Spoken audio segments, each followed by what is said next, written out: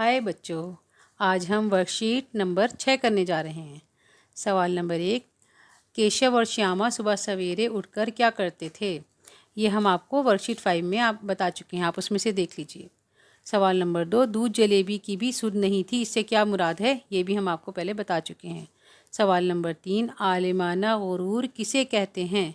आलिमाना गुरूर का मतलब है कि किसी शख्स का ख़ुद को ये समझना कि वो सब कुछ जानता है और इस बात पर घमंड या गुरूर करना। सवाल नंबर 4, मुसीबत का अंदाज़ा करके केशव और श्यामा ने क्या फ़ैसला किया? बच्चों का नन्हा दिमाग ये सोचकर परेशान हो रहा था कि चिड़िया बेचारी इतना दाना कहाँ पाएगी कि सारे बच्चों का पेट भर सके।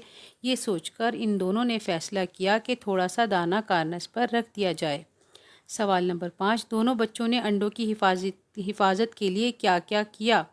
श्यामा ने जब सोचा कि बच्चों को धूप लगती होगी तो दोनों ने उनके लिए छत बनाने में तैयारी शुरू कर दी। कूड़ा फेंकने वाली टोकरी में माँ से नज़र बचाकर सुराख किया और फिर कागज़ ठूंस दिया और एक टहनी से लटका दिया।